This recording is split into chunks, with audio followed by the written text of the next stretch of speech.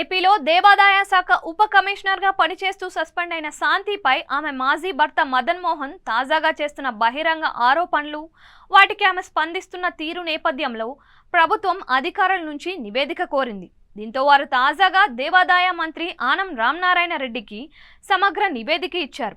ఇందులో శాంతి ప్రవర్తన, వివాదాస్పద నిర్ణయాలు, విజయసాయిరెడ్డితో ఉన్న లింకు వంటి పలు అంశాలపై వివరాలు ఉన్నాయి.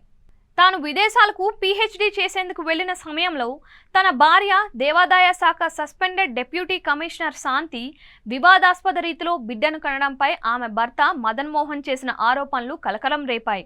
వీటిపై స్పందిస్తూ తాను మదన్ విడాకులు తీసుకున్నామని, ఆ తర్వాతే లాయర్ సుభాష్ను పెళ్లి చేసుకుని బిడ్డను కన్నట్లు ఇచ్చిన వివరణ, వైసీపీ ఎంపీ సాయిరెడ్డి తనపై వచ్చిన ఆరోపణలపై స్పందించిన తీరు నేపథ్యంలో ప్రభుత్వం విచారణకు ఆదేశించింది. దీంతో అధికారులు ముందుగా దేవాదాయ శాఖలో ఆమె ట్రాక్ రికార్డులపై వివరాలను రిపోర్ట్ ఇచ్చారు. ఈ నివేదికలో 2021లో విశాఖలో దేవాదాయ శాఖ ఇన్ఛార్జ్ డిప్యూటీ కమిషనర్ పుష్పవర్ధన్ పై ఇసుక చల్లన వ్యవహారం, ఎన్టీఆర్ జిల్లాలో అధికారినిగా పనిచేసినప్పుడు పలు ఆలయాల పరిధిలో లీజుల్లో ఆమె వ్యవహార శైలి, అనంతరం తాడేపల్లిలో 3 కోట్ల విల్లా కొనుగోలు వంటి అంశాల్ని ప్రస్తావించారు. అలాగే ఉమ్మడి విశాఖ జిల్లా పరిధిలో ఆలయాల దుకాణాలకు వేలం లేకుండా లీజులను 11 ఏళ్ల పాటు పొడిగించిన వ్యవహారంలోనూ శాంతి వివాదాస్పద నిర్ణయాలను పేర్కొన్నారు. అలాగే మరికొన్ని వివాదాస్పద నిర్ణయాలను ప్రస్తావించినట్లు తెలుస్తోంది.